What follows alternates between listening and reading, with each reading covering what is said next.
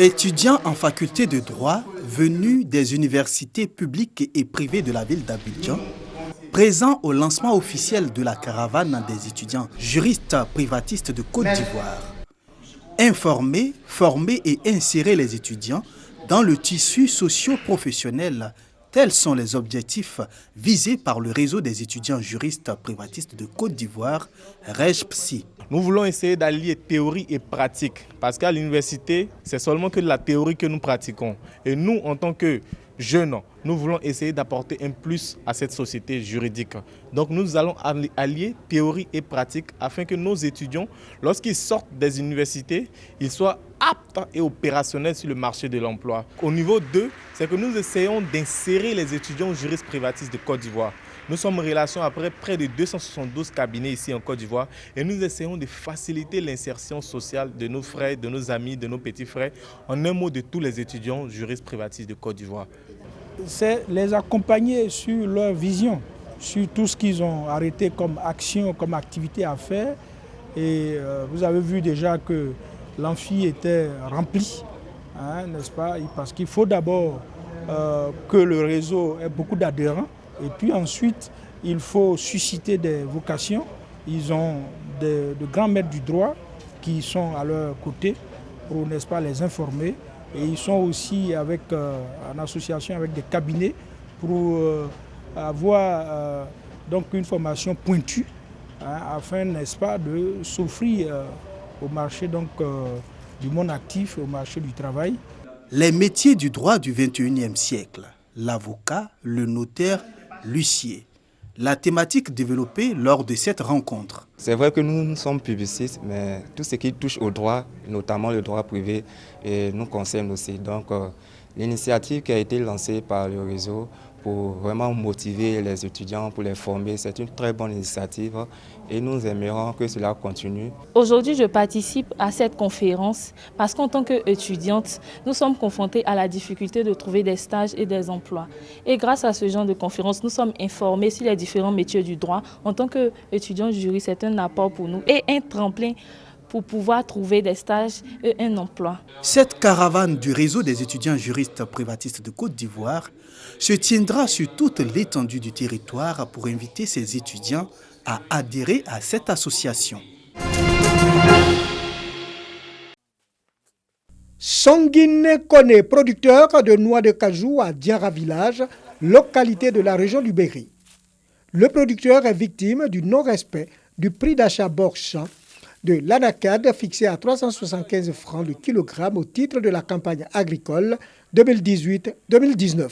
Cette année déjà, on a déjà vendu beaucoup de quantités à des prix qu'on ne peut même pas dire. À travers le projet T&T, le gouvernement apporte aux coopératives certifiées un financement afin de faire respecter le prix fixé. Le contrat TNT, c'est un contrat tripartite qui a été signé entre la TNT, le Conseil Côte Anacade et le GIE. Il est dit qu'à travers ce contrat, le produit aujourd'hui sera payé sur le terrain par le prix fixé par l'État de Côte d'Ivoire. Et nous, en tant que conseil qui sommes sur le terrain, nous allons veiller à ce que ces prix soient vraiment respectés. Une coopérative du domaine a initié une tournée de sensibilisation auprès des producteurs de la noix de cajou dans la région du Berry. Une région qui occupe la première place dans la production de la noix de cajou avec 140 000 tonnes en 2018. Tournée pour faire respecter le prix fixé par le gouvernement. On a organisé les gens pour leur dire que nous vendons à 375 francs. Nos parents producteurs, c'est vous seulement qui êtes concernés par ce projet. Et monsieur le préfet m'a demandé de vous sensibiliser à ne pas vous rendre complice des acheteurs en allant récupérer leurs produits au moyen peut-être de 50 francs par kilo ou de 25 francs par kilo. Après Diara, la délégation s'est rendue à Mankono et Kounaïri. Je viens de vendre vraiment une partie de mon produit à 375 francs, qui était descendu jusqu'à 100 francs. Bon, c'est que j'ai dit à tous nos parents de faire la qualité. Cette tournée a permis de faire bénéficier à une trentaine de producteurs l'achat de leur production à 375 francs le kilogramme. Les régions de Gbeke et du Yambol seront visitées à leur tour pour faire appliquer la décision du gouvernement, le respect du prix Borchamp de la noix de cajou.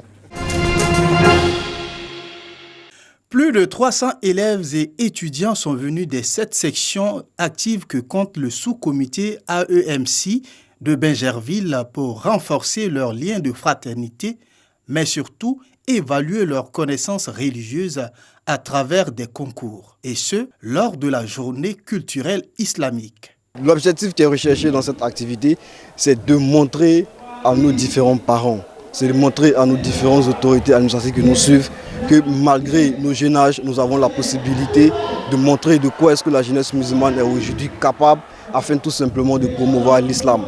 Et quelles leçons nous pouvons retenir aussi, c'est de tout simplement montrer à toute cette jeunesse-là pour dire que malgré les réalités du monde actuel, nous avons une contribution à donner, nous avons notre apport à donner pour accompagner ce monde actuel-là avec une société moderne islamique. La femme occupe une place importante dans la religion musulmane. Sa formation commence dès le bas âge par la vie associative, mais toutes les sœurs du sous-comité de Bingerville ne s'impliquent pas suffisamment dans cette action. On constate que les sœurs ne sont pas intéressées au militantisme. Parce qu'ils parlent de militantisme, parlent aussi de la connaissance de la religion, parlent aussi du savoir. Nous avons besoin des parents pour qu'ils puissent encourager nos différentes sœurs à participer, à s'intéresser au militantisme. Le militantisme islamique et la formation sont une initiative encouragée par l'AEMC national. C'est une activité très phare de notre mandat sur le social et puis les journées culturelles. Il faut dire que ce mandat est placé sur le sol de la formation. Et étant donné que nous n'avons pas des endroits pour mieux vérifier la connaissance de nos militants, donc les journées culturelles sont une aubaine pour nous. La formation pour le jeune musulman est quelque chose de fondamental, puisque ça se retrouve dans tous nos livres. C'est d'encourager tous les militants de la base à s'adonner vraiment à la formation. Voilà. Ce qu'on a remarqué de façon générale sur toute le territoire national, c'est beaucoup les amusements. Voilà. Donc c'est vraiment à ce que les militants s'adonnent à la formation. La journée culturelle islamique du sous-comité de Bingerville a été meublée par une conférence, des séances de lecture coranique, des sketchs et des cantiques. Rendez-vous est pris en 2020 pour une autre édition.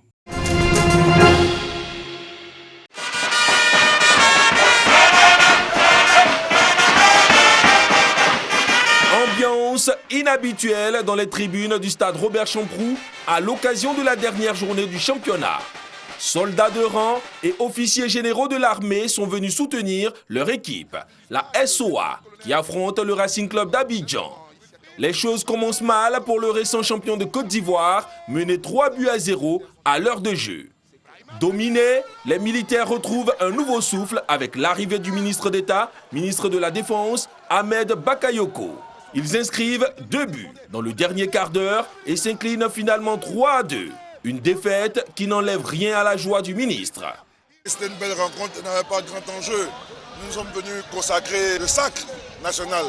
Donc on n'enlève rien au travail de notre équipe toute l'année, pendant toute la saison, qui est couronnée par le titre de champion de Côte d'Ivoire.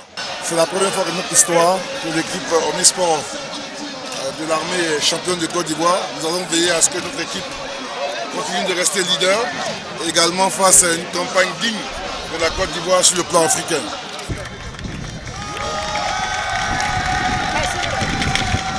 Plus tôt dans la journée, Ahmed Bakayoko, par ailleurs maire de la commune d'Abobo, était au complexe sportif de la dite commune pour célébrer la montée de Sol FC en Ligue 1. Le ministre a rassuré ses poulains de son soutien pour les saisons à venir.